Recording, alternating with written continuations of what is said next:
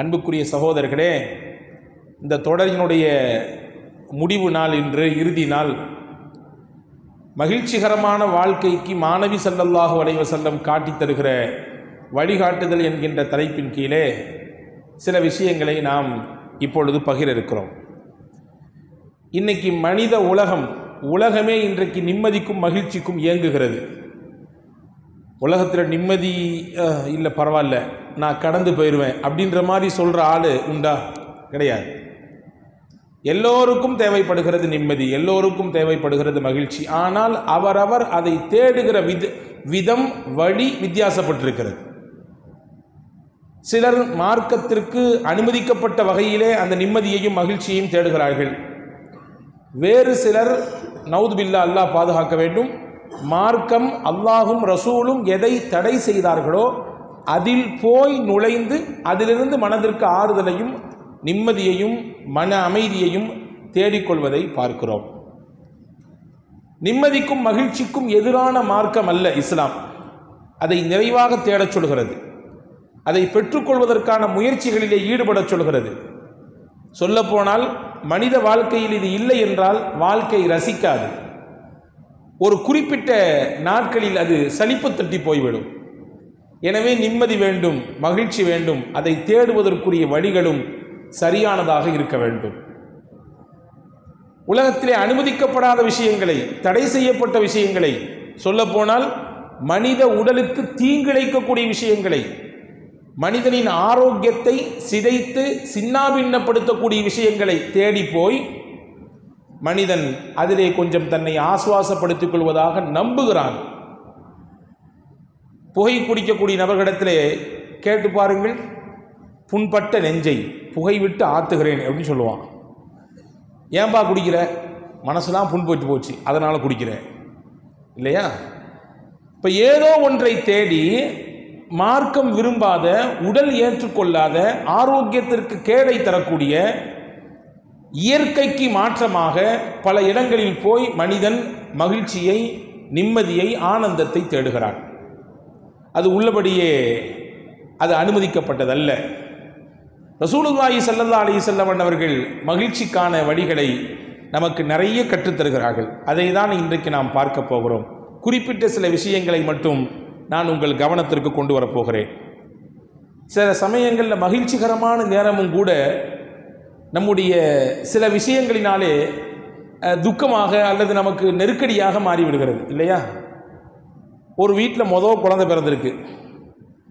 பிறந்த குழந்தைக்கு பேர் வைக்கணும். பேர் வைக்கிறது ஒரு பெரிய விஷயம், இல்லையா? கணவன் சொல்கிறாரு, எங்கள் அப்பா பேரை தான் வைக்கணுங்கிறாரு. அந்த அம்மா சொல்லிச்சு, எங்கள் அப்பா பேரை தான் வைக்கணும். ஏதோ ஒரு பேர் வைக்க வேண்டும் குழந்தைக்கு. ஆனால் ரெண்டு புறத்துலையும் போட்டி. வீட்டுக்காரருடைய வாப்பா பேரை வைக்கிறதா, பொஞ்சாதியுடைய அத்தா பேரை வைக்கிறதா? இந்த வார்த்தை கொஞ்சம் அப்படி தடித்து கொஞ்சம் பேச்சுவார்த்தை சண்டையாக மாறுது. பக்கத்து வீட்டில் இருந்தார் ஒருத்தர், வந்தார். என்னங்க உங்கள் வீட்டில் பிரச்சனை? இல்லை, வீட்டில் குழந்தை பிறந்திருக்கு, நல்ல விஷயம் தானே, மகிழ்ச்சியான விஷயம் தானே, இதில் என்ன பிரச்சனை? இல்லை, பிறந்தது மகிழ்ச்சி தான், இப்போ பேர் வைக்கணும், அதுதான் துன்பமாக இருக்குது. இப்போ எங்களுக்கு என்ன பிரச்சனை பேர் வைக்கிறதுல? நான் சொல்கிறேன் எங்கள் அத்தா பேர் வைக்கணும்னு, அந்த அம்மா சொல்கிறாங்க அவங்க அத்தா பேர் வைக்கணும்னு. வந்தவர் சொன்னார், உங்கள் அத்தா பேர் ரெண்டு பேரும் கேட்டார் கணவர்கிட்ட. அவர் சொன்னார் செய்யுதுன்னாரு. சரி. மனைவிட்ட கேட்டார், உங்கள் அத்தா பேர் ரெண்டு பேருமா அப்படின்னாரு. புகாரி அப்படின்னாரு. இந்த அம்மாவுடைய அத்தா பேர் புகாரி, கணவனுடைய அத்தா பேர் செய்யுது. அதான விஷயம். நான் சொல்கிற மாதிரி பேர் வச்சுருங்க. செய்யுது முகம்மது புகாரி வச்சுருங்க. செய்யுது முகம்மது புகாரி வச்சுருங்க. பரவாயில்லையா? ரெண்டையும் சேர்த்து இணைச்சி அழகான ஒரு பேரை கொடுத்துட்டாரு. பக்கத்து வீட்டுக்காரன்னு சந்தோஷப்படுற நேரத்தில் கணவனுக்கு உறுத்துச்சான். செய்யுது நம்ம வாப்பா பேர், புகாரி அவங்க வாப்பா பேர், இடையில முகம்மது வந்திருக்க. வந்தவர் சொன்னார், அது எங்கள் வாப்பா பேர், போங்க விடுங்க, அது எங்கள் வாப்பா பேர், மேற்ற விடுங்க பிரச்சனையை. அன்பு சகோதரர்களே, சில நேரங்களில் மகிழ்ச்சியான நிலையும் கூட நாம் எடுக்கக்கூடிய சில முடிவுகளினாலே பிரச்சனையாக மாறுகிறது, இல்லையா? நபிகள் பெருமானார் ஸல்லல்லாஹு அலைஹி வஸல்லம் அழகாக வழிகாட்டுகிறார்கள்.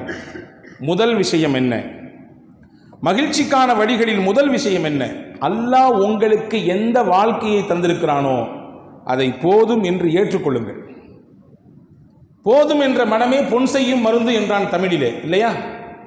பெருமானா ஸல்லல்லாஹு அலைஹி வஸல்லம் பிரதான துஆக்களில் ஒன்று, அல்லாஹும்ம அக்ஃபினி பிஹலாலிக அன் ஹராமிக் வ அக்னினி பிஃபضலிக அம்மன் சிவாக்.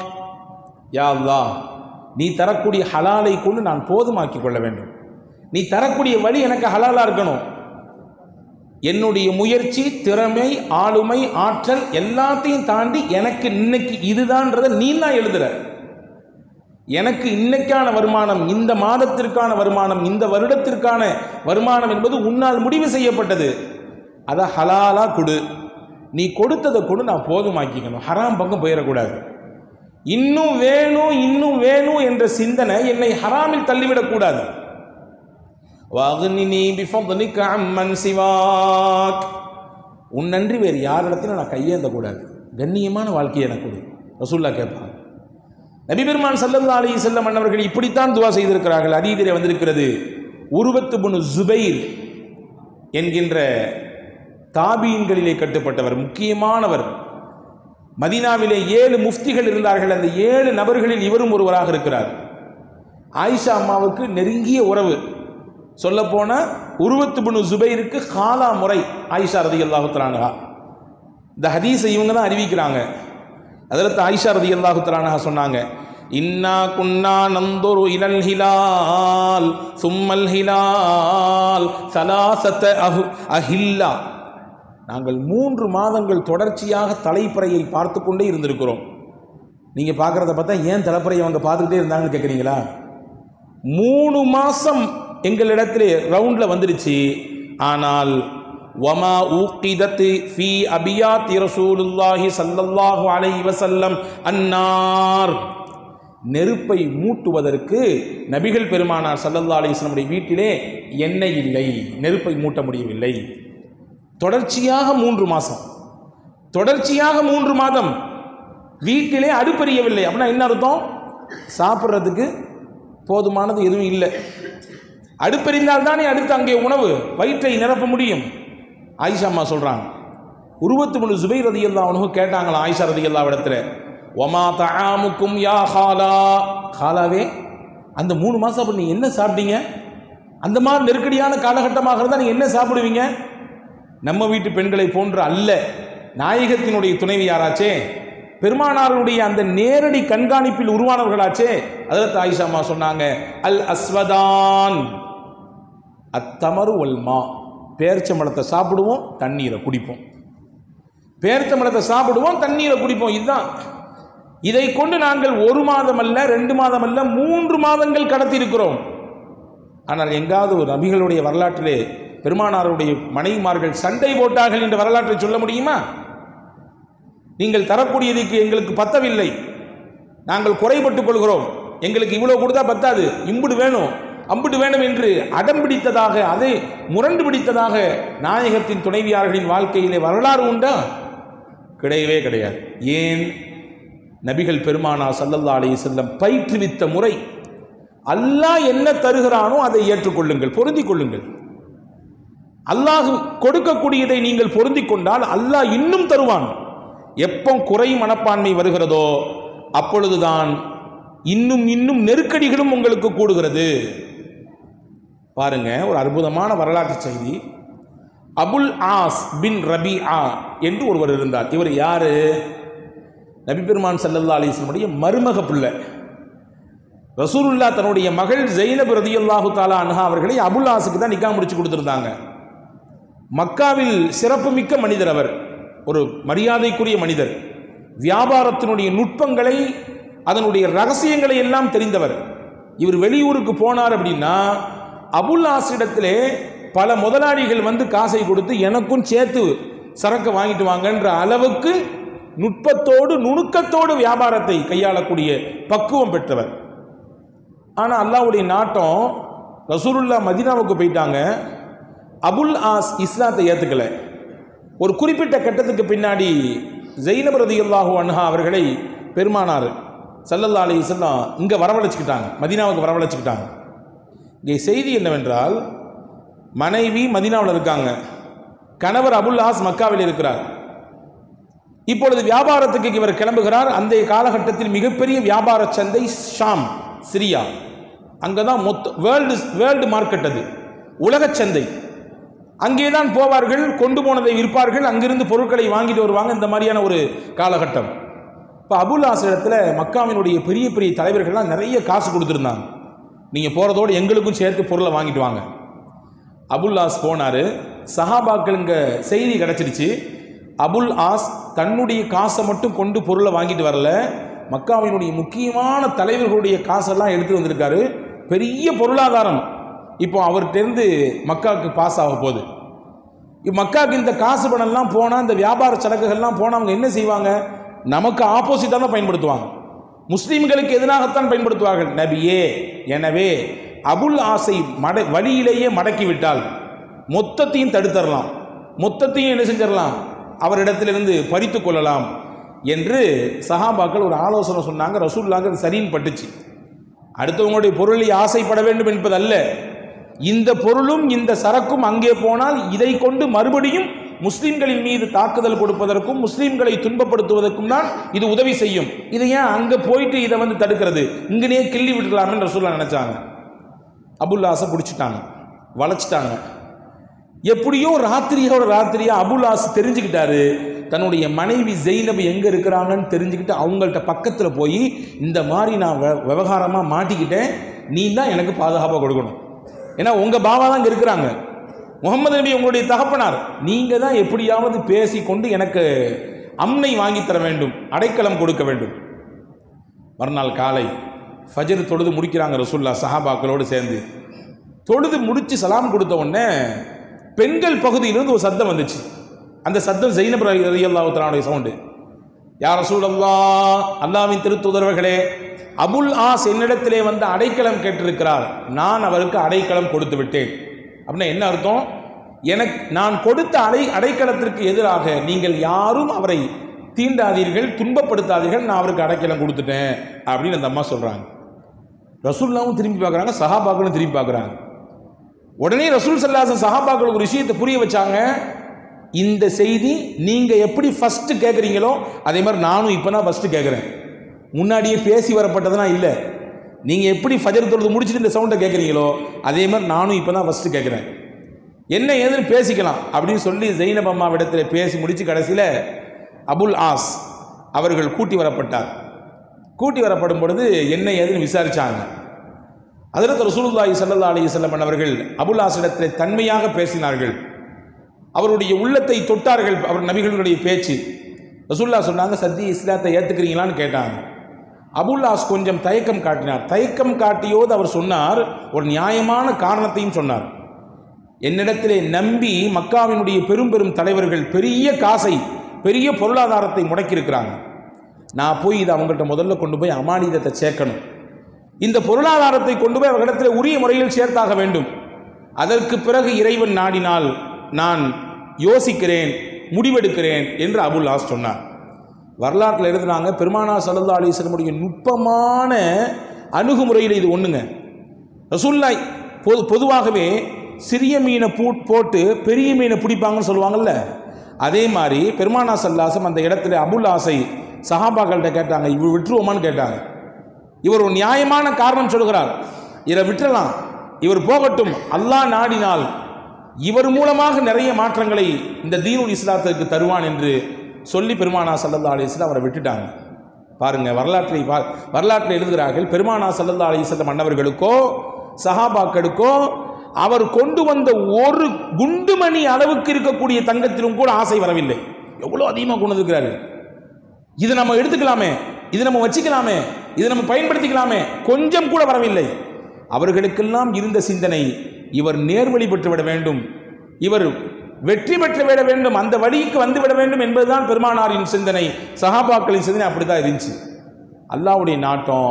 அபுல் ஆஸ் போனார், மக்காவுக்கு போனார். யார் யாரெல்லாம் தன்னிடத்திலே பொருளை தந்திருந்தார்களோ எல்லாத்தையும் கூப்பிட்டு திருப்பி எல்லாத்துக்கும் அவங்களுக்கு உரிய முறையில் பொருளை சேர்த்தார். சேர்த்து முடிச்சுட்டு எல்லாத்தையும் கேட்டார், நீங்கள் கொடுத்ததை சரியாக உங்கள்கிட்ட கொடுத்துட்டா நான் திருப்பி மிகச்சரியாக கொடுத்துட்டீங்க, ஒரு சின்ன அளவுக்கு கூட உங்கள்கிட்ட மோசடி கிடையாது, நம்பிக்கைக்கு 100% உரியவராக நீங்கள் இருக்கிறீங்க, நாங்கள் எல்லாரும் உங்களுக்கு சான்றிதழ் கொடுக்குறோம் அப்படின்னு சொன்ன பொழுது அந்த இடத்தில் எல்லாத்தையும் கொடுத்து முடிச்சுட்டு எல்லாத்துக்கும் முன்னாடி நின்று சொன்னார் அபுல் ஆஸ், அஷ்ஹது அல்லா இலாஹ இல்லல்லாஹ் வ அன்ன முஹம்மதன் அப்துஹு வ ரசூலுஹு. ஷஹாதத் சொன்னார். எல்லாருக்கும் ஆச்சரியம்.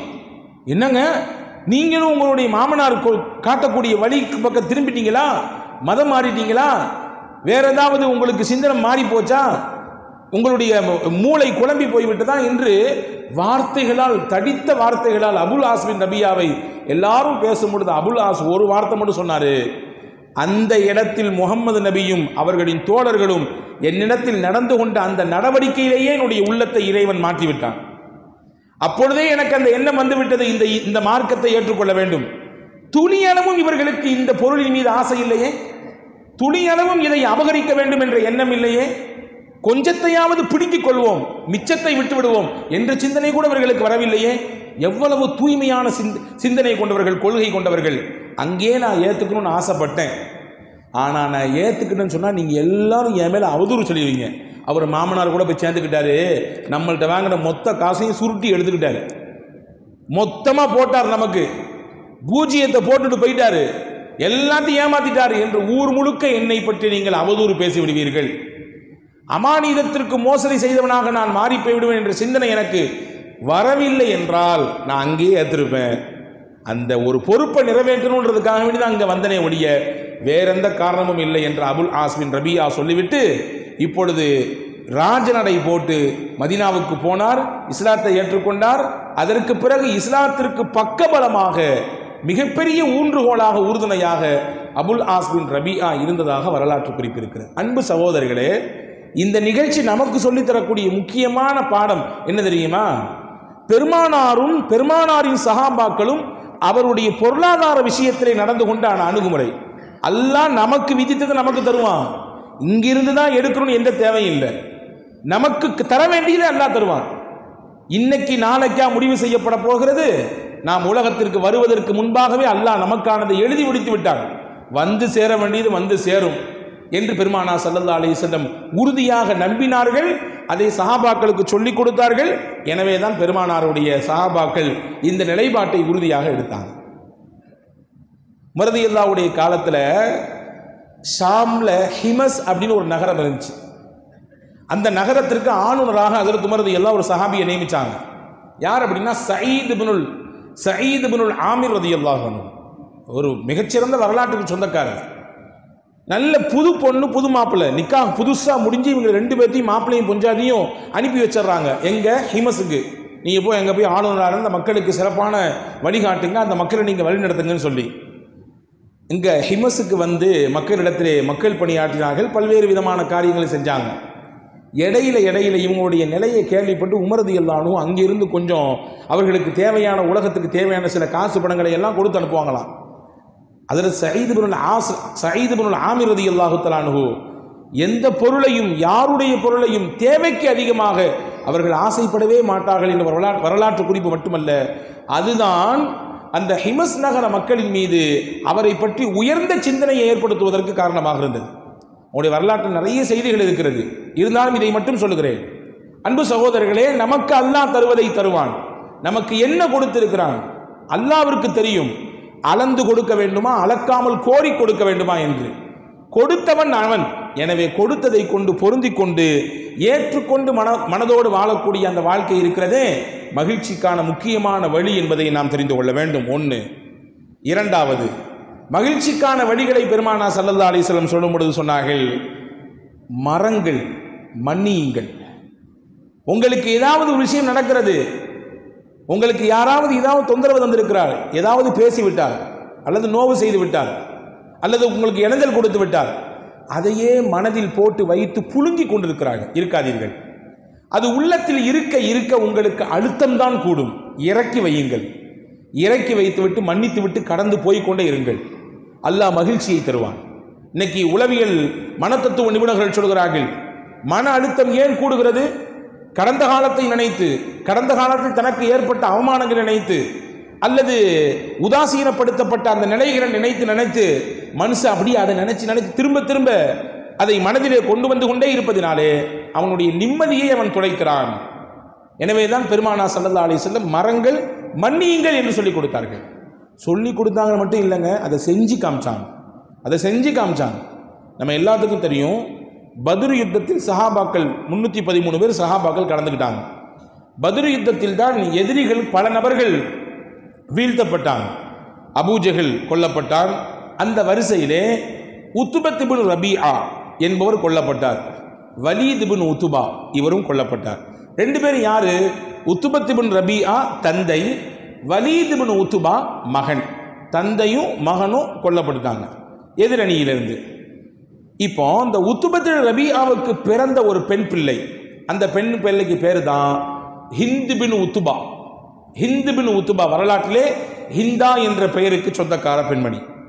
இந்த பெண்மணிக்கு ஒரு வைராகியம், எங்க அத்தாவையும் என் சகோதரன் வலீதையும் யாரு கொன்னாங்களோ அவனை நான் பழிக்கு பழி தீக்கணும் என்று ஒரு வைராகியம்.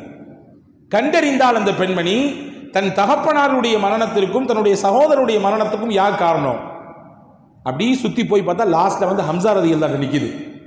ஹம்சா ரலியல்லாஹு தான் அந்த ரெண்டு பேரையும் கொலை செய்தார்கள்.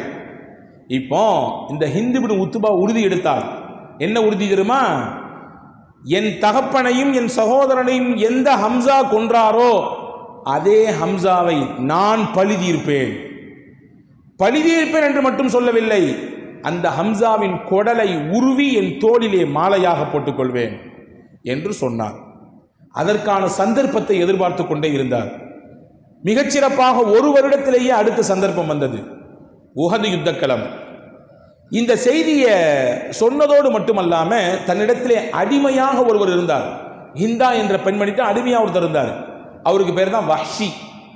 வஹ்ஷி இடத்திலே ஹிந்தா சொன்னார், இந்த மாதிரி ஹம்சாவை நான் பழி தீர்க்கணும்னு ஆசைப்படுறேன், யாராவது என்னுடைய இந்த சேலஞ்சை நிறைவேற்றி கொடுத்தாங்கன்னா நான் அவங்களுக்கு மிகப்பெரிய சன்மானத்தை கொடுப்பேன், மட்டுமில்லை அவங்களை நான் சுதந்திர நபராக மாற்றிடுவேன், அடிமை என்ற நிலையிலிருந்து மாற்றிடுவேன் அப்படின்னா. உடனே வஹ்ஷிக்கு ஆர்வம் பொங்கிடுச்சு. என்னது, அடிமையிலிருந்து வெளியே போயிடலாமா, பெரிய பரிசல் கிடைக்குமா, அதை நானே செய்கிறேன்னாரு. இந்த வேலையை நானே செய்கிறேன் என்று சொன்னார். ஹிந்தாவுக்கு ரெட்டிப்பு சந்தோஷம். வேற ஆளை தேடி வெளியே போக வேண்டியதில்லை, நம்மள்ட்ட இருக்கக்கூடிய ஆளே அந்த வேலையை செய்கிறேன்னு சொல்லிட்டாரு. சரி, உரிமையிட்டலாம், பரிசலையும் கொடுத்துடலாம் என்று வஹ்ஷியை உசுப்பேத்தி உஹது களத்துக்கு அனுப்பி வைத்தான். உஹது களத்திலே பெருமானா ஸல்லல்லாஹு அலைஹி வஸல்லம் அன்னவர்களுடைய தகப்பனாரோடு பிறந்த ஹம்ஸத் இப்னு அப்துல் முத்தலிப் ரலியல்லாஹு தஆலா அவர்கள் ஷஹீதாக்கப்பட்டார்கள். அவரை கொன்றது யார்? வஹ்ஷி தான் கொன்றார். வஹ்ஷி கொன்று என்ன செய்தார்? அவருடைய வயிற்றை கிழித்தார். அல்லாஹு அக்பர். ஹம்ஸா ரலியல்லாஹுடைய வீர வரலாற்றை படிக்க வேண்டும் என்றால் கண்ணிலிருந்து கண்ணீரை சொரிந்தவாறே தான் படிக்க வேண்டும். இந்த மார்க்கத்திற்கு ஹம்ஸா ரலியல்லாஹு செய்த மகத்தான சேவை வரலாற்றில் எழுதுறாங்க. மக்கமா நகரிலே இஸ்லாம் பகிரங்கமாக வெளிப்படுவதற்கு ரெண்டு பேர் காரணம். ஒன்று உமர் ரலியல்லாஹு அன்ஹு, ரெண்டாவது ஹம்ஸா ரலியல்லாஹு. ரசூலுல்லாவை அடித்தார்கள், மக்காவின் ஆரம்ப கட்டத்தில் சித்திரவதை செய்தார்கள். குடல், அதாவது ஒட்டகத்தினுடைய நஜீசான குடலை தூக்கி பெருமானாருடைய முதுகிலே தூக்கி போட்டார்கள். ஒரு கட்டத்திலே இந்த செய்தியெல்லாம் பொறுத்து கொள்ள முடியாமல் ஹம்ஸா ரலியல்லாஹு அப்ப இஸ்லாத்தை ஏத்துக்கல, வெளியில அம்பையும் வாளையும் தூக்கிட்டு வேட்டைக்கு போயிருந்தாங்க. செய்தி சொன்னாங்க, உங்களுடைய சச்சா மகன் முகமது அவர்கள் எந்த மாதிரி துன்பெல்லாம் படுறாங்க போய் பாருங்க, அவங்கள கேட்கறதுக்கு நாதி இல்லையா என்று ஒரு பெண்மணி வந்து சொன்னாங்க. நேரம் வந்தார் ஹம்ஸா. வந்த அபூஜஹலிடத்திலே தான் வைத்திருந்த அந்த வில்லை திருப்பிட்டு விட்டாரு அடி தலையில. கேட்க ஆள் இல்லைன்னு நடந்துறியா நீயே? இப்போ சொல்றேன் கேட்டுக்கோ, இந்த முகமது அவர்கள் எந்த மார்க்கத்தில் இருக்கிறாரோ அதே மார்க்கத்தை நானும் ஏற்றுக்கொண்டேன்.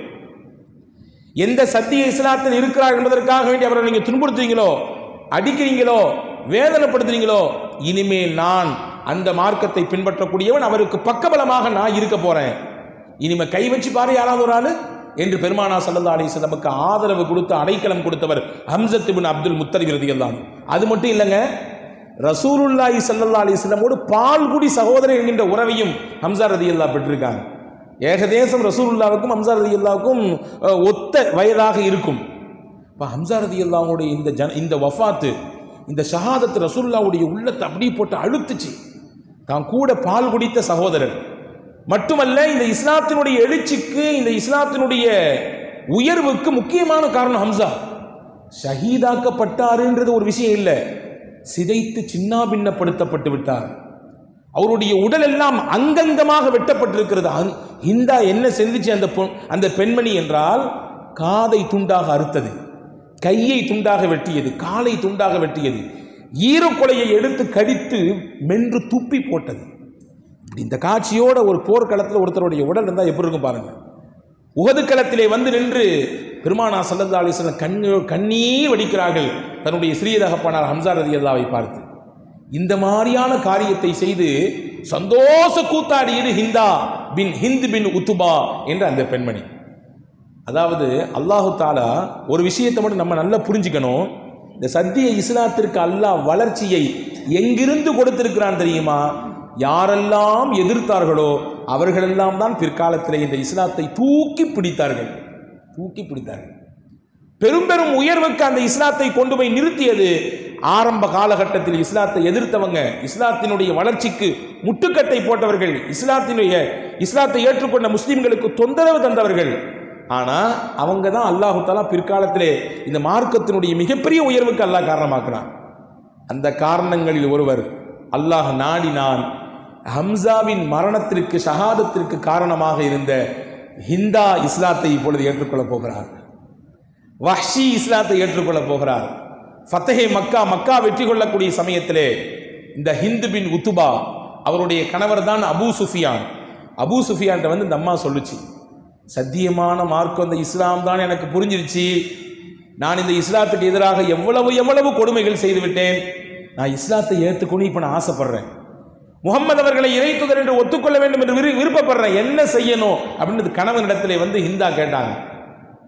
உடனே கணவராக சொன்னாரு, நீ என்னெல்லாம் பண்ணியிருக்க, நீ என்ன மாதிரியான டிஸ்டர்ப்லாம் கொடுத்துருக்கிற முஸ்லீம்களுக்கு, நீ கொடுத்த உச்சகட்டமான வேதனை முகம்மது அவர்களுடைய தகப்பனாரோடு பிறந்த ஹம்சாவை எந்த மாதிரி நீ வந்து நடந்துக்கிட்ட. நீங்க நான் வர முடியாது முகம்மதிடத்தில் பேசுறதுக்கு, வேணா மக்காலேருந்து யாரையாவது கூட்டிட்டு போ, நபிக்கு நெருக்கமான நபர்களை யாரையாவது கூட்டி விட்டு போய் நபியிடத்தில் பேசு என்று சொன்ன உடனே ஹிந்த் பின் உத்துபா ரெண்டு பேரை கூப்பிட்டாங்க.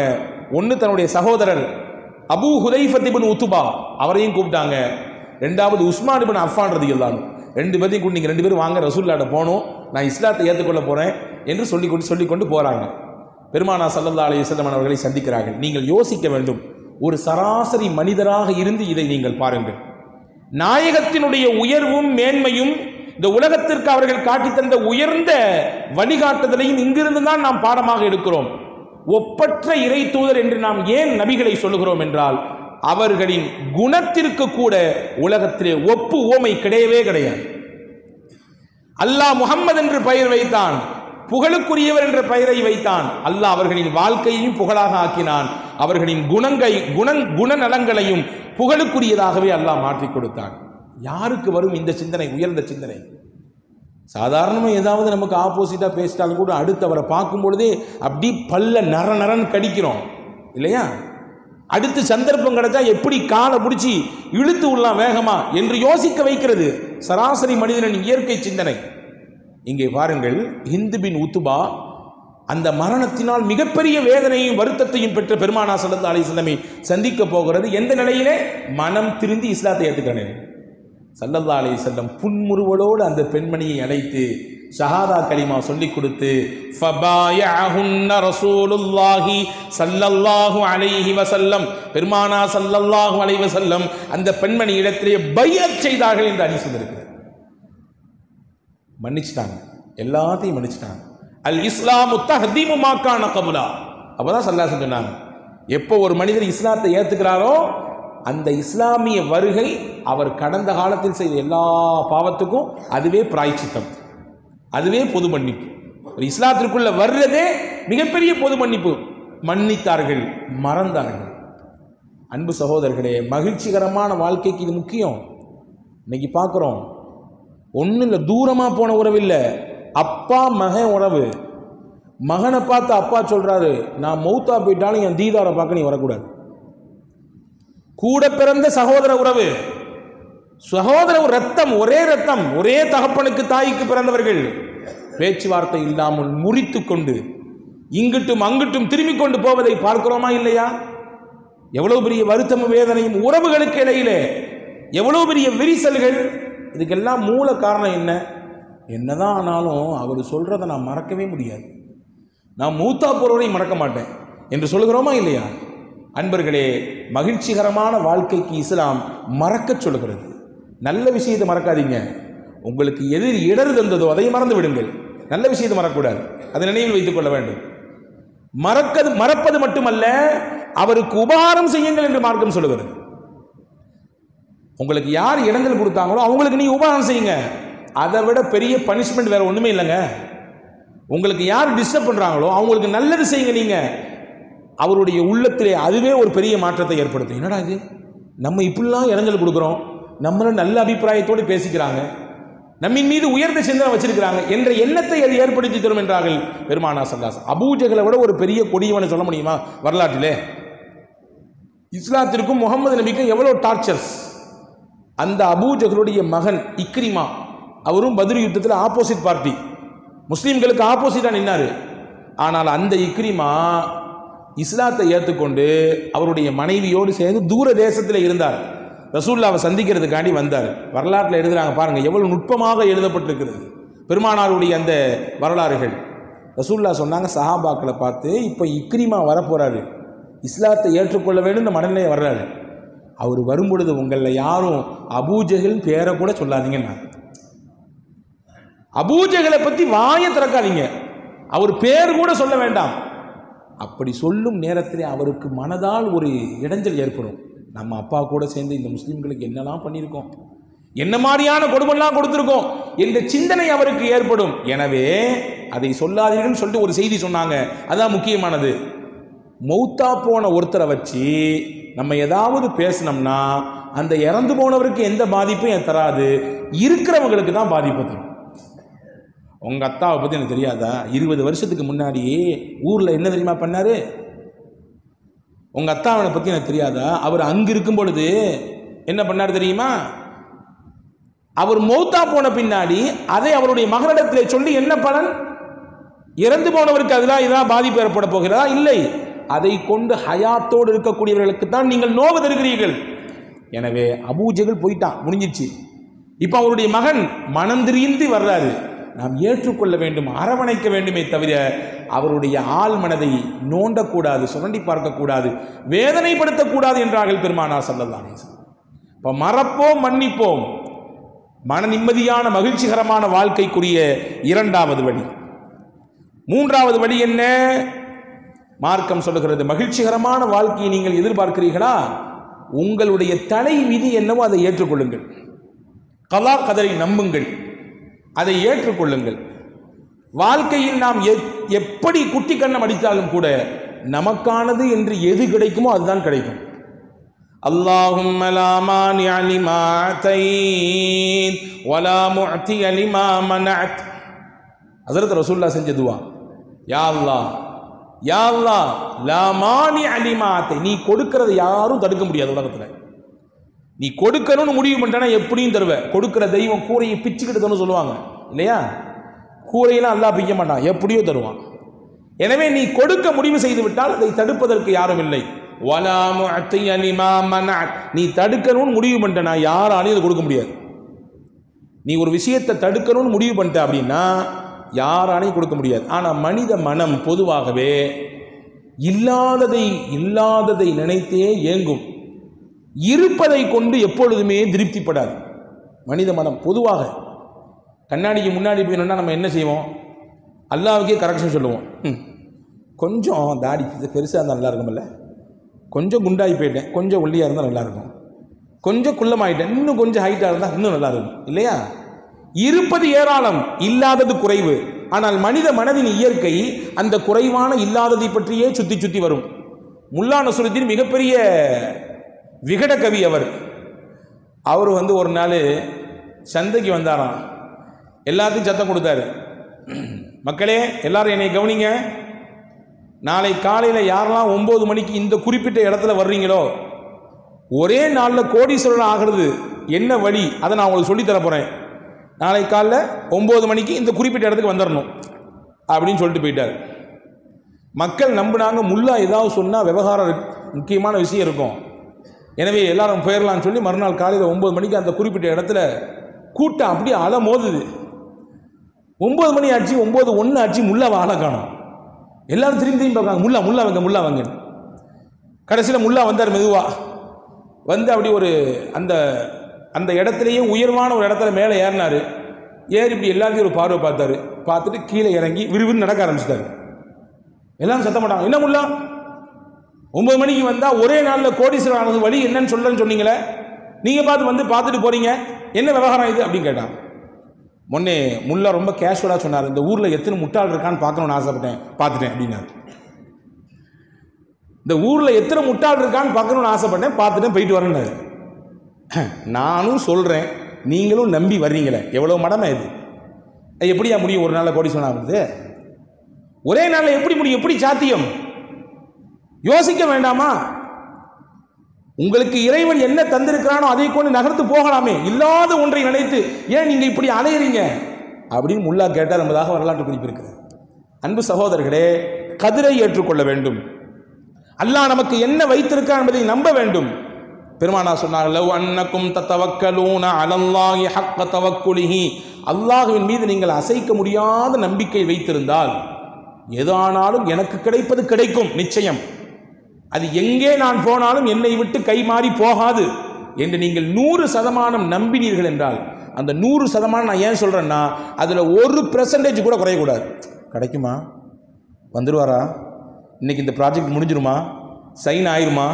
நம்ம நினைச்ச மாதிரி உண்டான லாபம் இன்னைக்கு கிடைச்சு அந்த ஆயிருமா என்ற கொஸ்டின் கூட வரக்கூடாது. 100% உங்களுக்கானது உங்களுக்கு வரும் என்று நீங்கள் நம்பினால், அல்லாஹ் சொன்னா ல ருஸிக்தும், அல்லாஹ் உங்களுக்கு ரிஸ்க கொடுப்பான். எப்படி கொடுப்பான் தெரியுமா? அதுக்கு ஒரு உதாரணம் சொன்னாங்க அழகாக. ரசூலுல்லாஹ் அழகான ஒரு உதாரணம் சொன்னார்கள். கமா துர்ஸகுத் தைர் தகுது ஹிமாசன் வ தரூஹு பிதானா, பறவைகளுக்கு அல்லாஹ் கொடுக்கிற மாதிரி ரிஸ்க் அல்லாஹ் உங்களுக்கு தருவான். பறவைகளுக்கு அல்லாஹ் எப்படி கொடுக்குறான்? பறவைகள் கூட்டை விட்டு கிளம்பும் போது காலியான வயிற்றோடு வெளியே போகுது, மறுபடியும் மாலை கூட்டுக்கு வரும் பொழுது வயிறார நிரம்பி பசியாற்றி விட்டு வருது. கூட்டை விட்டு வெளியே போகும்போது பறவை யோசிக்குமா, இன்னைக்கு மத்தியானம், இன்னைக்கு காலையில் பிரேக்ஃபாஸ்ட்டு இந்த இடத்துல, மத்தியானம் லஞ்சு வந்து இந்த இடத்துல, ஈவினிங் டின்னர் வந்து இங்கே, இடையில ஸ்நாக்ஸ் இங்கே, ஏதாவது யோசிச்சா வெளியே போகுது? படைச்சவனுக்கு தெரியும் அல்லாஹ் கொடுப்பான். படைச்சவனுக்கு தெரியும் நமக்கு என்ன கொடுக்கணும், அல்லாஹ் கொடுப்பான் என்ற நம்பிக்கையில கதிரை நம்பி போகிறது. அல்லாஹ் கொடுக்கிறான். நீங்களும் அவனை அப்படி நம்பினால் பறவைகளுக்கு கொடுப்பதை போன்று கொடுப்பான். பறவைகளுக்கு கொடுப்பதை போன்று கொடுப்பான். அல்லாஹ் கொடுப்பான், நிச்சயம் கொடுப்பான். நம்பினால் கொடுப்பான். நம்பினால் கைவிடப்படார். அல்லாஹ்வின் மீது 100% அவனுடைய கதிரை நம்பினால் ஒருபொழுதும் அல்லாஹ் நம்மை கைவிட மாட்டான். அன்பான சகோதரர்களே, இப்ராஹிம் இப்னு அதுகம் ரலியல்லாஹு அன்ஹு மிகச்சிறந்த இறைநேச பெருமகனார். இப்ராஹிம் இப்னு அதுகம் அரச பரம்பரையில் வந்தவங்க, அவங்க அரசர்களாக இருந்தவர்கள். அப்போ அவங்களுக்கு பொழுதுபோக்கு என்னன்னா, அப்படி காட்டுக்கு போவாங்க, வேட்டையாடுவாங்க, பறவைகளை வந்து அப்படி அம்புகளை வச்சு அடிப்பாங்க. இப்படி ஒரு நாள் போய்கிட்டு இருக்கும் பொழுது ஒரு ஆச்சரியமான காட்சியை பார்க்குறாங்க இப்ராஹிம் பின் அதுகம் ரலியல்லாஹு அன்ஹு. காட்டில் போயிட்டு இருக்கும்போது காட்டினுடைய மையப்பகுதியிலே கை கால் கட்டப்பட்ட ஒரு மனிதர் அப்படி கிடக்கிறார். கையும் கட்டப்பட்டிருக்கு, காலும் கட்டப்பட்டிருக்கு. இவங்க பார்த்த உடனே கொஞ்சம் யோசிக்கிறாங்க, ஒரு இடத்துல நின்றுறாங்க. கை கால் கட்டப்பட்ட மனிதரிடத்தில் திடீரென்று எங்கிருந்தோ ஒரு பறவை வந்தது. அந்த பறவை மிகச்சரியாக தன்னுடைய நாவிலே, வாயிலே, அலகிலே ரொட்டி துண்டு வைத்திருந்தது. கரெக்டாக அந்த மனிதருடைய அந்த தோல் புஜத்தில் போய் நின்று அவருடைய வாய் அவளை பிளந்தவொடனே அந்த கொண்டு வந்த ரொட்டி துண்டை அவர் வாயில் வச்சுது. மறுபடியும் எங்கேயோ பறந்துச்சு, மறுபடியும் இன்னொரு துண்டு ரொட்டி துண்டு எடுத்துகிட்டு வந்துச்சு, அதே மாதிரி வாயில் வச்சுது. இப்படி 2-3 டைம் எடுத்துக்கொண்டு வச்சுட்டு போயிடுச்சு. இதை பார்த்தாங்க இப்ராஹிம் பின் அதுகம் ரலியல்லாஹு அன்ஹு. போய் பக்கத்தில் போயிட்டாங்க. அப்போ நீ என்ன கைகாலெலாம் கட்டப்பட்டிருக்கு? அவர் சொன்னார், நான் ஒரு பெரிய வியாபாரி, வியாபாரத்தெல்லாம் முடிச்சுட்டு சரக்கெல்லாம் எடுத்துகிட்டு வழியில் வந்துட்டு இருக்கும் பொழுது நாங்கள் ஒரு டீமாக குழுவாக வந்தோம். என்கிட்ட நிறைய சரக்கு இருந்துச்சு, என்னை பிடிச்சிட்டாங்க கொள்ளையர்கள், கையும் காலையும் கட்டி போட்டாங்க. என் கூட வந்து 2-3 தோழர்கள் என்னை விட்டுட்டு ஓடி போயிட்டாங்க, சரக்கையும் விட்டு போயிட்டாங்க. வந்தவர்கள் சரக்கையெல்லாம் கட்டி எடுத்துக்கொண்டு என்னுடைய கையையும் காலையும் கட்டிவிட்டு என்னை கொல்லணும் தான் தீர்மானிச்சாங்க. ஆனால் அதில் உள்ள யாரோ ஒருத்தவன் ஏன் அவனை கொல்லணும், கையெல்லாம் கட்டி போட்டு வாங்க, அப்படி அவன் காய்ந்து கருவாடாகி போகட்டும் என்று சொன்னார். அந்த மாதிரி கையெல்லாம் கட்டி விட்டு போயிட்டாங்க. அப்படியா, எத்தனை நாள் ஆச்சு? ஒரு வாரம் ஆச்சுன்னாரு. இந்த ஒரு வாரம் என்ன சாப்பிட்ட, எப்படி நீ வந்து பசியாருன்னு கேட்டாங்க. இப்ராஹிம் பின் அதுஹம் ரலியல்லாஹு இடத்துல அந்த மனிதர் சொன்னார், நீங்கள் கொஞ்ச நேரத்துக்கு முன்னாடி இந்த பார்த்தீங்கல்ல, ஒரு காகம் வந்துச்சா, ஒரு பறவை கரெக்டாக வந்து என் வாயில் சாப்பாடு தந்துச்சா, இதே மாதிரி தான் ஒரு வாரம் நடந்து கொண்டிருக்கிறது. அல்லாஹ் தந்து கொண்டே இருக்கிறான், அல்லாஹ் தான் தர்றான். இப்ராஹிம் பின் அதுஹம் ரலியல்லாஹு ஒரு கையை காலை அவுத்து விட்டாங்க, அவரை போக சொன்னாங்க. வரலாற்றில் எழுதுகிறார்கள், இப்ராஹிம் பின் அதுஹம் அரசராக இருந்தவர்கள். அங்கிருந்து இறைநேசர்களுடைய பாதையில் நகர்வதற்கு முக்கியமான ஒரு நிகழ்வு இந்த நிகழ்வு தான். அல்லாஹ் கொடுக்க நினைத்தால் எப்படியும் தருவான், அல்லாவின் கதிரை நம்பினால் எப்படியும் மனிதர்களுக்கு கொண்டு வந்து சேர்ப்பான். அதற்கு இது மிகப்பெரிய சாட்சி, அல்லாஹ் கண்ணே காமிச்சுட்டான் என்பதை பார்த்து அவர்களுடைய வாழ்க்கையினுடைய அந்த தடமே மாறியது. மிகப்பெரிய இறைநேசத்திற்காக மாறினாங்க. எதுக்கு சொல்ல வர்றேன்னா, கதிரை நம்ப வேண்டும், அல்லாஹ் நமக்கானதை தருவான் என்று நம்ப வேண்டும். எது நடந்தாலும் கதிர் ஏற்றுக்கொள்ள வேண்டும். சந்தோஷமா இருந்தாலும் சரிதான், துக்கமாக இருந்தாலும் சரிதான்.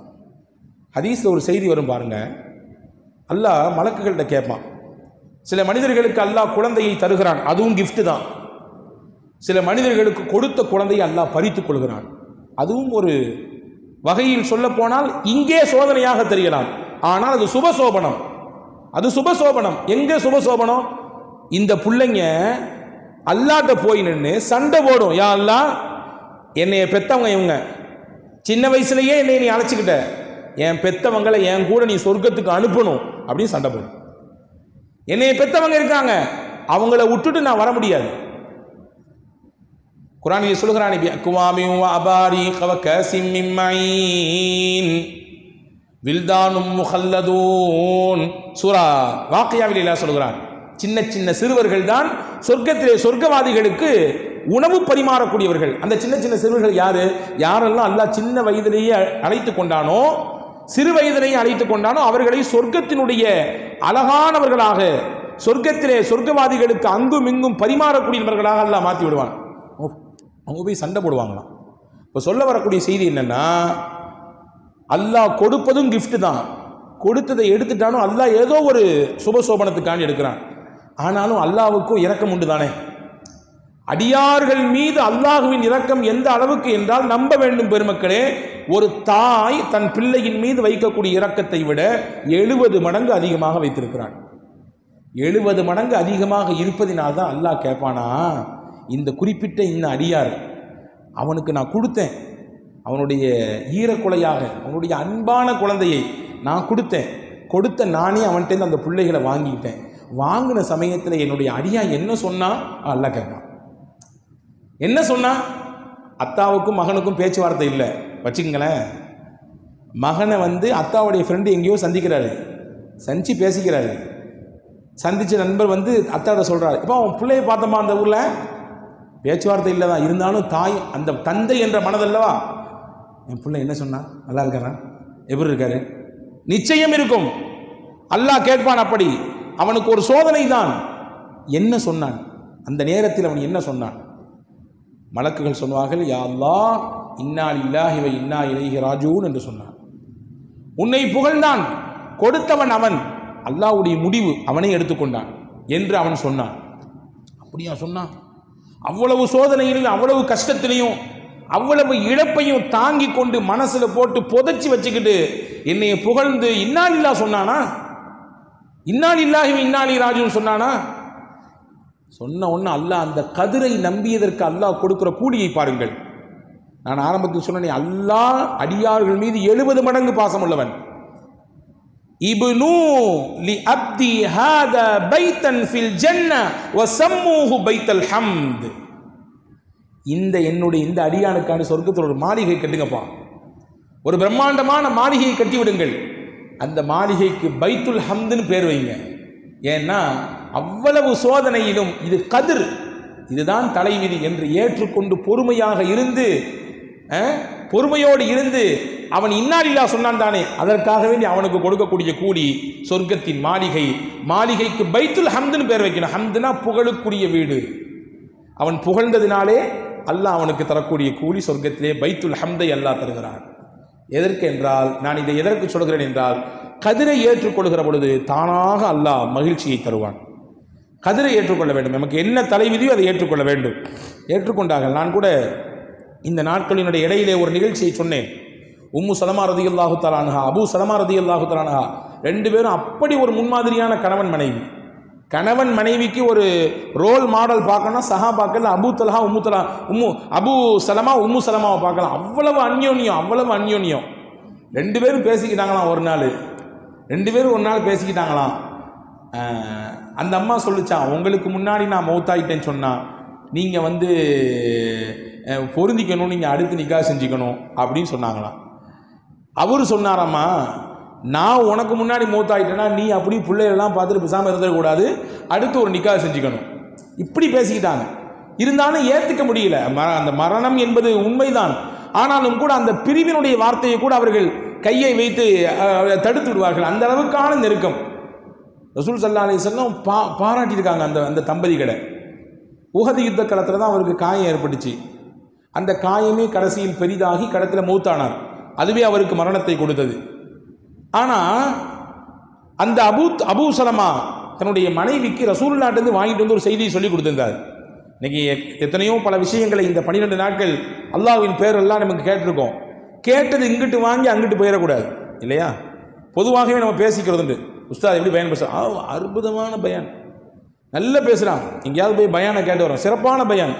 யாராவது கேட்டாங்கன்னு வச்சுக்கலாம், என்னங்க சொன்னாங்க, ஏதாவது 2 விஷயம் சொல்லுங்கள். அதையே நீங்கள் கேட்குறீங்க, நல்லா இருக்கா இல்லையா, அதை மட்டும் கேளுங்க. நல்லா இருக்கு. அங்கே என்ன சொன்னாங்க அதெல்லாம் கேட்கக்கூடாது. அது அங்கே வாங்கணும், அங்கே விட்டோம் அப்படின்ற மாதிரி நிலைப்பாட்டோடு நாம் இருக்க மாட்டோம்.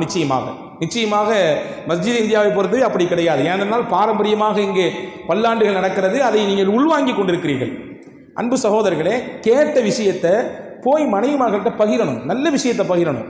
இன்னைக்கு உஸ்தாத் அந்த விஷயம் சொல்லிக் கொடுத்தாங்க, இந்த புது செய்தி கிடைச்சது, இந்த துவா கிடைத்தது, இந்த ஒரு மிகச்சிறப்பான வழி கிடைச்சது, நீனும் கேட்டுக்க இந்த விஷயத்தை என்று சொல்லிக் கொடுக்க வேண்டும். அபூ சலமா ரதியல்லாஹு தஆலா அன்ஹு உம்மு சலமாட்ட சொல்லிக் கொடுத்தாங்க. ரசூலுல்லாஹ்ட்ட இன்னைக்கு போனேன், ஒரு செய்தி சொன்னாங்க ரசூலுல்லாஹ். என்னவா சொன்னாங்க? அந்த அம்மா கேட்டாங்க. என்ன சொன்னாங்க? ஹஜ்ரத் அபூ சலமா சொன்னாங்க, அல்லாஹு தஆலா எந்த மனிதனுக்கு ஒரு சோதனையை தருகிறானோ அந்த சோதனை அவன் பொறுமையோடு ஏற்றுக்கொண்டு இன்னா லில்லாஹி வ இன்னா இலைஹி ராஜிஊன், இழப்பு சோதனை எது ஆனாலும் சரிதான், பொருளாதாரத்தில் இழப்பு, வியாபாரத்தில் கொஞ்சம் அடி நஷ்டம், ஏதோ ஒன்று எது நடந்தாலும் சரிதான், அல்லது உயிரிழப்பு, அல்லது நம்ம நினைச்சது நமக்கு கிடைக்கல, சேரலை, எதானாலும் சரிதான், இன்னா லில்லாஹ் சொல்லிட்டு அல்லாஹும்ம அஜிர்னி ஃபீ முஸீபத்தி வக்லிஃப்னி கைரம் மின்ஹா. இது முக்கியமான துவா, ரசூலுல்லாஹ் கற்றுக் கொடுத்த ஒரு துவா. அல்லாஹும்ம அஜிர்னி ஃபீ முஸீபத்தி வக்லிஃப்னி கைரம் மின்ஹா. வாழ்க்கையில் நிச்சயமாக நமக்கு தேவைப்படும் இந்த துவா. மனனம் செய்ய வேண்டிய துவா இது. ரசூலுல்லாஹ் சொல்லி கொடுக்குறாங்க, யா அல்லாஹ் எனக்கு ஏற்பட்ட இந்த இழப்புக்கு நீனே பகரத்தை கொடு. ஏன்னா பகரம் அல்லாஹ் தான் தர முடியும். அல்லாஹ்வை தவிர்த்து உலகத்தில் இழப்புக்கு ஈடு யாராலும் செய்ய முடியாது இல்லையா? நீனே இதற்கு இழப்புக்கு ஈடு இணையாக நீனே பகரத்தை கொடு. மட்டுமல்ல, இந்த இழப்புக்கு இதை நான் தாங்கிக்கிறேன், அதுக்கு நீ தான் கூலியும் தரணும், இதற்கு நீ தான் கூலியும் கொடுக்கணும், நான் இழந்ததை விட சிறந்த பகரத்தையும் நீ தான் தரணும். 2 கோரிக்கையை அல்லாஹ்ட்ட வைக்கிறாங்க. இதை சொல்லி கொடுத்தாங்கம்மா அப்படின்னு சொல்லி அபூ சலமா உம்மு சலமாட்ட சொல்லி கொடுத்துட்றாங்க. கொஞ்ச நாள் கழியுது, அபூ சலமா வஃபாத் ஆயிட்டாங்க. வஃபாத்தான உடனே உம்மு சலமா ரலியல்லாஹுக்கு இந்த துவா தான் ஞாபகத்துக்கு வந்துச்சு. அவ கணவர் சொல்லி கொடுத்த விஷயம் ஞாபகத்துக்கு வந்துச்சு. ஞாபகத்துக்கு வந்தவுடன் இந்த துவாவை படித்தாங்க. ஹஜ்ரத் உம்மு சலமா ரலியல்லாஹு தஆலா அன்ஹா, அல்லாஹும்ம அஜிர்னி ஃபீ முஸீபத்தி வக்லிஃப்னி கைரம் மின்ஹா. யா அல்லாஹ், இது எனக்கு மிகப்பெரிய இழப்பு தான். அபூ சலமாவும் எனக்குமான வாழ்க்கை எவ்வளவு முன்னுதாரணமான வாழ்க்கை, அவருக்கும் எனக்கும் எவ்வளவு விட்டு கொடுத்தல், எவ்வளவு அனுசரித்தல், எவ்வளவு அந்யோன்யம், எவ்வளவு பாசம் பரிவு உண்டு. ஆனால் அந்த கணவர் உயிருக்கு உயிராக இருந்தவர் இப்பொழுது என்னோடு இல்லை, இதோ என்னை விட்டு பிரிந்து விட்டார், அவருக்கு உலக வாழ்க்கை முடிந்து விட்டது. ஆனால் இது ஒரு இழப்பு, எனக்கு சோதனை தான், இந்த இழப்புக்கு நீ தான் கூலி தரணும் எனக்கு. ரசூல் சொல்லியிருக்காங்க, அந்த துவாவை நான் படிக்கிறேன், வக்லிஃப்னி கைரம் மின்ஹா, இவரை விட சிறந்த பகரத்தை எனக்கு நீ கொடு அல்லான்னு சொல்லி கேட்குறாங்க. சொல்லிட்டு அவங்களால பொறுக்க முடியல, அழுதுறாங்க. அப்படி குலுங்கி அழுதுன்னு சொல்றாங்க, ஐயுர் ரஜுலி கைரம் மின் நபி சலமா, அபூ சலமாவை விட யாரு எனக்கு மிகச்சிறந்த பகரமாக கிடைக்க முடியும்? அபூ சலமா மாதிரி ஒரு கணவன் கிடைக்க முடியுமா? அவரை மாதிரி ஒரு துணை கிடைக்குமா அப்படின்னு சொல்லி அவங்க ஏக்கத்தோடி சொல்றாங்க. இருந்தாலும் பொருந்திக்கிறாங்க. கதிர் அவ்வளவுதான். மௌத்து ஹயாத்தை தடுக்க முடியுமா? யாரால தடுக்க முடியும் மௌத்தை ஹயாத்தை? முடியாது. கதிர் ஏற்றுக்கொள்கிறேன், ரசூல் சொன்னதை நம்புகிறேன், நிச்சயமா அல்லாஹ் நீ தருவேன் ஏத்துக்கிறேன்னு சொல்லி நம்பினாங்க, துவா ஓதுனாங்க.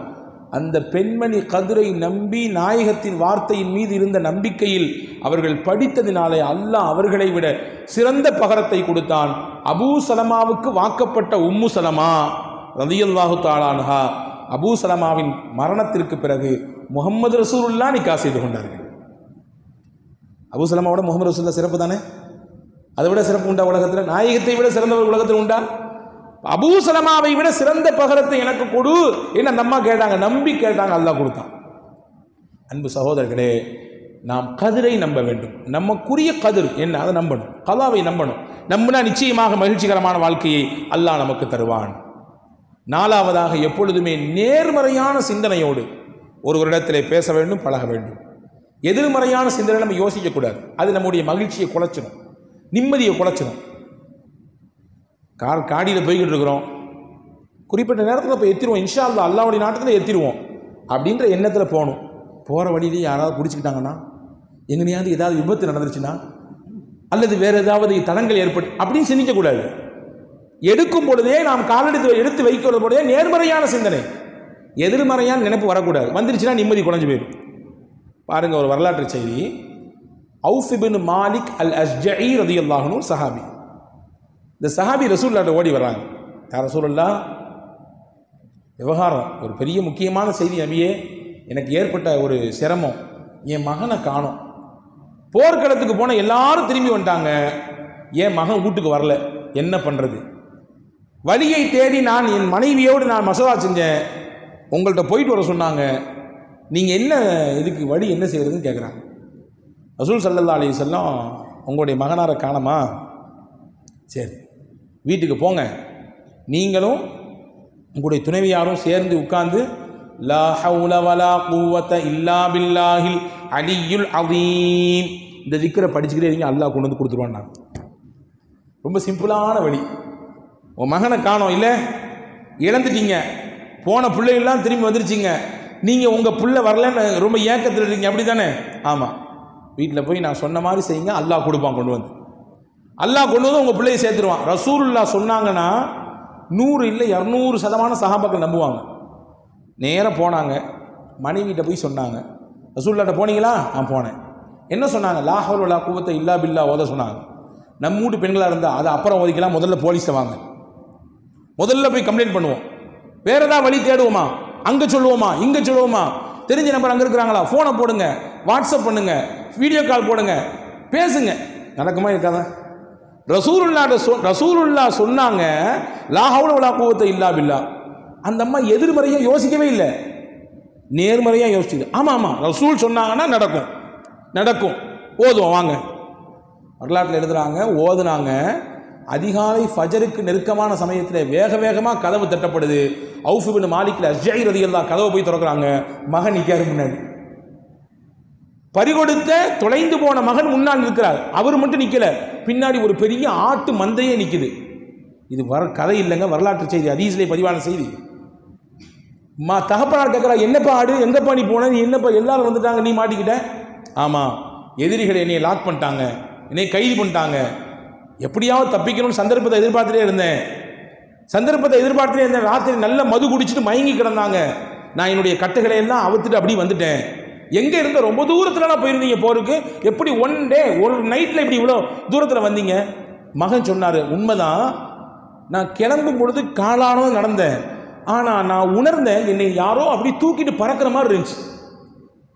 நான் மட்டும் வரல, எனக்கு பின்னாடி இந்த ஆட்டு மந்தைகளும் அப்படி சேர்ந்து வந்துக்கிட்டே இருக்குதுங்க. இது ஏன் வருது, எதுக்கு வருது, ஒன்றுமே புரியலை. சரி வருது, வந்துட்டேன். சரி நம்மள நடந்துச்சு, வந்தவர் லாபம், வாப்பா நீனும் வா, அதை மந்தையில் கட்டி போடு, பார்த்துக்கலாம், அடுத்து பார்த்துக்கலான்னு இருப்போம்.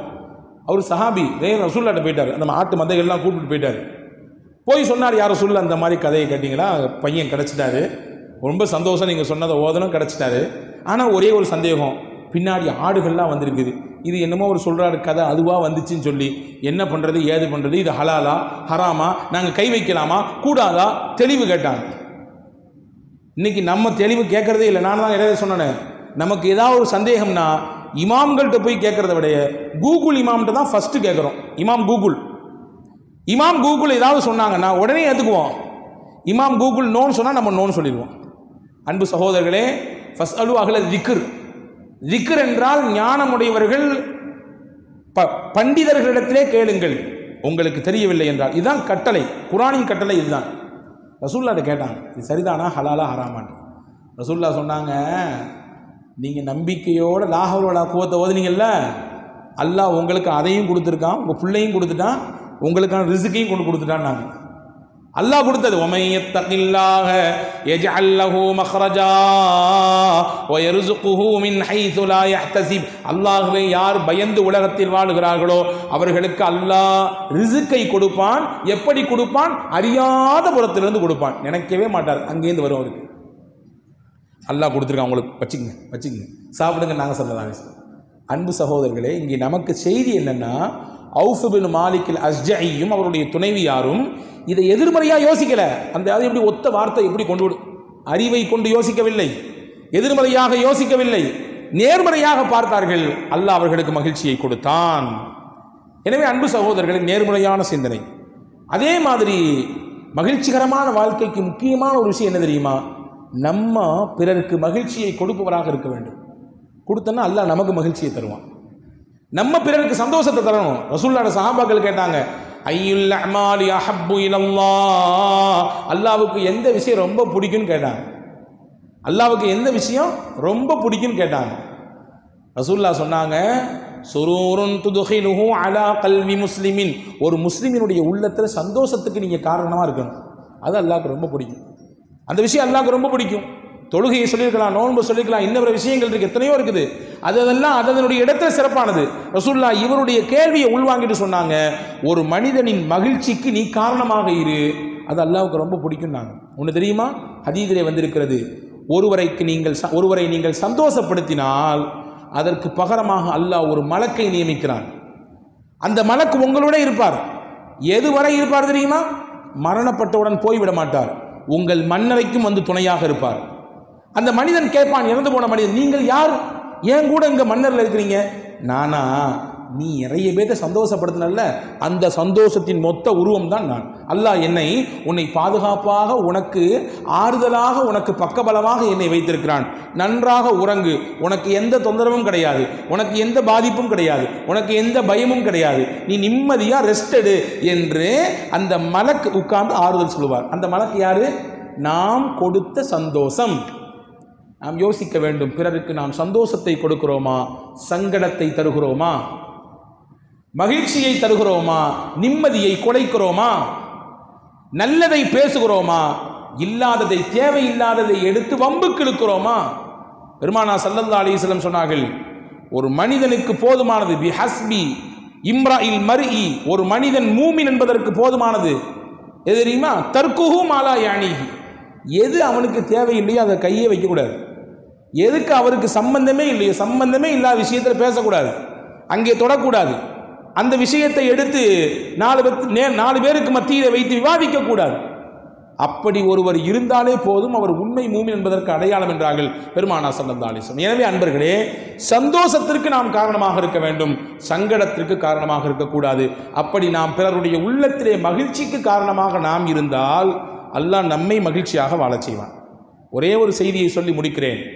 ரசூலுல்லாஹ் எல்லாத்தையும் சந்தோஷப்படுத்துனாங்க. சிறுவர்களை சந்தோஷப்படுத்துனாங்க, பெரியவர்களை சந்தோஷப்படுத்துனாங்க, பெண்களை சந்தோஷப்படுத்துனாங்க, வாலிபர்களை சந்தோஷப்படுத்துனாங்க, குடும்பத்தார்களை சந்தோஷப்படுத்துனாங்க, தோழர்களை சந்தோஷப்படுத்துனாங்க, ஏன் எதிரிகளையும் சந்தோஷப்படுத்தினார்கள் எம்பெருமானார் ஸல்லல்லாஹு அலைஹி வஸல்லம்.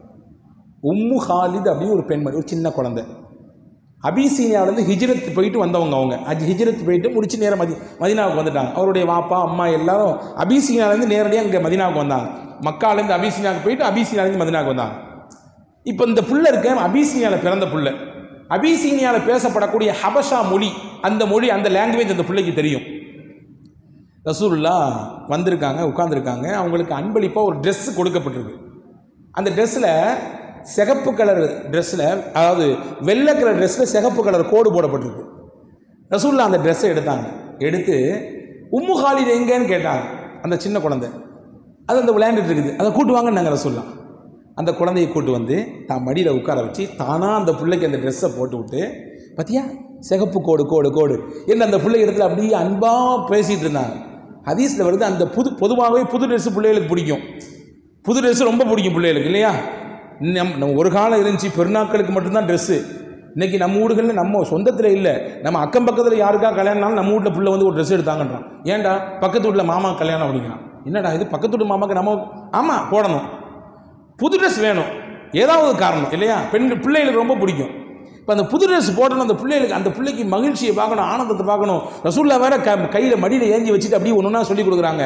சொல்லிட்டு சொன்னாங்க அந்த பிள்ளைகிட்ட, அந்த பிள்ளையினுடைய பாஷையில் சொன்னாங்க சனா சனா அப்படின்னாங்க.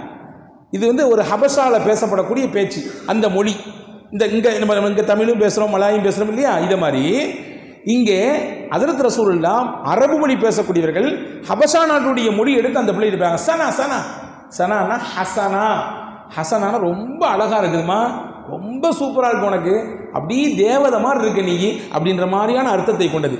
இதை கேட்ட உடனே அந்த பிள்ளைக்கு தலையும் புரியல காலும் புரியல, சந்தோஷத்தை பார்க்கணும், அப்படியே மகிழ்ச்சியாக இஞ்சி போய் தன்னுடைய வாப்பா அபுல் ஆசடத்தில் போய் அந்த ட்ரெஸ் அப்படி காமிக்குது. என் ட்ரெஸ்ஸு ரசூல்லா கொடுத்துருக்காங்க, எனக்கு நபி போட்டு விட்டாங்கன்னு சொல்லி ரசூல்லா இதை பார்த்துக்கிட்டே அப்படியே சந்தோஷமாக உட்காந்துருந்தாங்க.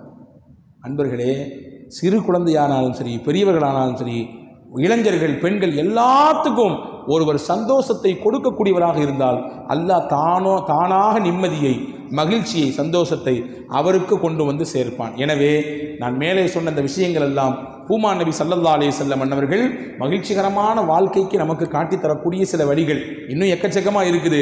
ஆனால் நேரத்தை கருத்தில் கொண்டு நாம் இத்துடன் நிறைவு செய்வோம். வல்ல அல்லாஹ்விடத்திலே மனதார துவா செய்வோம். இந்த புனிதம் நிறைந்த இந்த பாரம்பரியமிக்க கிட்டத்தட்ட 150 ஆண்டுகளுக்கு மேலாக மிகச்சிறப்பாக இயங்கி வரக்கூடிய மஸ்ஜித் அடையாளம் கோலாலம்பூருடைய அடையாளமாக இருக்கிற இந்த மஸ்ஜிதை இந்தியாவிலே வல்ல அல்லாஹ் இந்த ஆண்டு தொடர்ச்சியாக 12 நாட்கள் உங்களை எல்லாம் சந்திப்பதற்கும், உங்களோடு அல்லாஹ் நமக்கு கொடுத்த சின்ன அறிவை கொண்டு, அல்லாஹ் கொடுத்த கல்வியை கொண்டு உங்களிடத்திலே பேசுவதற்குரிய வாய்ப்பையும் அல்லாஹ் தந்தான். இந்த நிகழ்ச்சியை பாரம்பரியமாக நடத்தக்கூடிய ஜமாத்தார்கள், குறிப்பாக இந்த மஸ்ஜிதினுடைய போற்றுதலுக்குரிய நிர்வாக பெருமக்கள், இதற்கு பக்கபலமாக இருக்கக்கூடிய ஜமாத்தார்கள், ஊர் மக்கள், இமாம்கள், இங்கே பணி செய்யக்கூடிய ஊழியர்கள், உங்கள் யாவருக்கும் வல்ல அல்லாஹ் இரட்டிப்பான மகிழ்ச்சியை தந்தல் புரிவானாக. இந்த நிகழ்ச்சியிலே மௌலுது ரசூலிலே அசரிலிருந்து இஷா வரை இல்லை, இஷாவையும் தாண்டி 10 மணி வரை தொடர்ச்சியாக இங்கே பல மக்கள் கலந்து கொண்டு சிறப்பு செய்திருக்கிறார்கள். ஆண்கள் பெண்கள் என்று எந்த வேற்று வித்தியாசமும் இல்லாமல் எல்லாருக்கும் அல்லாஹ் ஈருலகத்துடைய நற்பாகியங்களை நிறைவாக தந்தல் புரிவானாக. சஹீ சலாமத்துடன் கூடிய வாழ்வை அல்லாஹ் நசீபாக்குவானாக. நோய் நொடி இல்லாமல், நொம்பலங்கள் இல்லாமல் ஆஃபியத்தான் நல்வாழ்வை உங்களுக்கும் எனக்கும் எல்லா மக்களுக்கும் வல்ல அல்லாஹ் தந்து அருள் புரிவானாக. பூமான் நபி ஸல்லல்லாஹு அலைஹி வஸல்லம் அவர்கள் மீது இருக்கக்கூடிய முஹப்பத்தில் தான் நாம் இந்த மாதிரியான காரியங்களில் ஈடுபட்டோம்.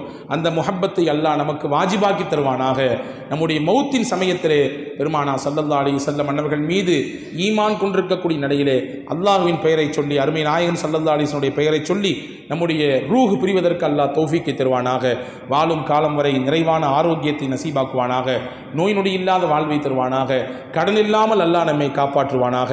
நம் வீட்டிலே அனைவர்களுக்கும் நிம்மதியை தருவானாக. யா அல்லாஹ் ரப்பே ரஹ்மானே, எங்களுடைய எல்லா பாவங்களையும் மன்னிப்பாயாக. நோய் நொடி இல்லாத எல்லா விதமான ஆஃபியத்தையும் எங்களுக்கு நசீபாக்கி தருவாயாக.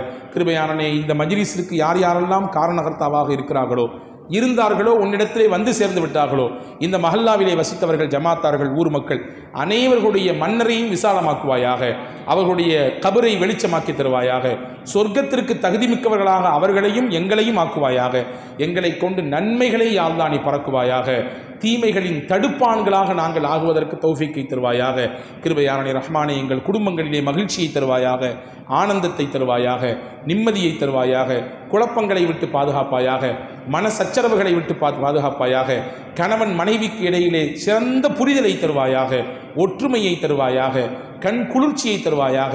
பிள்ளைகளின் மூலமாக எங்களுக்கு நிம்மதியை தருவாயாக, பேரையும் புகழையும் தருவாயாக. ஒழுங்கீனமாக எங்கள் பிள்ளைகள் மாறிப்போய் விடாமல், திசை மாறிப்போய் விடாமல் பாதுகாப்பாயாக. எங்கள் வாலிபர்கள் பாதுகாப்பாயாக. எங்கள் இளைய பெண்களை பாதுகாப்பாயாக. அவர்களின் ஈமானை பாதுகாப்பாயாக. அவர்களின் கற்புகளை பாதுகாப்பாயாக. யா அல்லாஹ் அவர்களின் ஒழுக்கங்களை பாதுகாப்பாயாக. கிருபையானே ரஹ்மானே, வாழும் காலம் வரை சதாவும் உன்னை நினைத்து தொழுது நின்று வணங்கி வழிபடக்கூடிய தௌஃபீக்கை ரப்பே எங்களுக்கும் எங்கள் சந்ததிகளுக்கும் தருவாயாக. எங்களை தொழுகையாளியாக ஆக்கியதை போன்று ரப்பே எங்கள் சந்ததிகளையும் தொழுகையாளிகளாக ஆக்குவாயாக, எங்கள் குடும்பத்தையும் தொழுகையாளிகளாக ஆக்குவாயாக, குடும்பத்திலே அமைதியை தருவாயாக, சச்சரவுகளை விட்டு பாதுகாப்பாயாக, எங்கள் தொழிலில் வியாபாரத்தில் எங்களுடைய வர்த்தகத்தில் எங்களுடைய வருமானங்களில் நிறைந்த அருளையும் பரக்கத்தையும் வாரிக்கோரி தருவாயாக. இந்த கையை உன்னன்றி வேறு யாரிடத்திலும் ஏந்தாமல் பாதுகாப்பாயாக. எங்கள் கரங்கள் கொடுக்கும் கரங்களாக இருப்பதற்கு தௌஃபீக்கை தருவாயாக. எங்கள் சொந்த தேவைக்கு யாரிடத்திலும் கையேந்தாமல் எங்களை கண்ணியமாக வாழச் செய்வாயாக. ரப்பே, எங்கள் அனைவர்களுக்கும் ஹஜ்ஜி உம்ரா ஜியாராவின் பாக்கியத்தை நசீபாக்கி தருவாயாக. மீண்டும் மீண்டும் குடும்பத்தோடு அந்த ஆலயத்திற்கு வந்து நாங்கள் தவாஃப் செய்ய வேண்டும், இஹ்ராம் கட்ட வேண்டும், உம்ரா செய்ய வேண்டும். அரஃபாவில், மினாவில், முஸ்தலிஃபாவிலே, ஹத்தீமிலே, முல்தசிமிலே நின்று துவா செய்ய வேண்டும். ரப்பே, அந்த பாக்கியத்தை எங்களுக்கு நசீபாக்கி தருவாயாக. எங்கள் துவாவை ஏற்று அருள் புரிவாயாக. இந்த மௌலுது மஜ்லிஸை ரப்பே, மௌலுது ரசூலின் இந்த 12 நாள் நிகழ்வையும் யா அல்லாஹ் நீ கபூல் செய்வாயாக.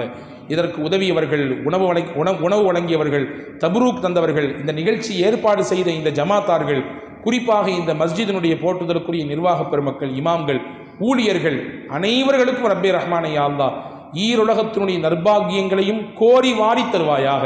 கிருபையாளனே, எங்களுடைய துவாவை கபூல் செய்வாயாக.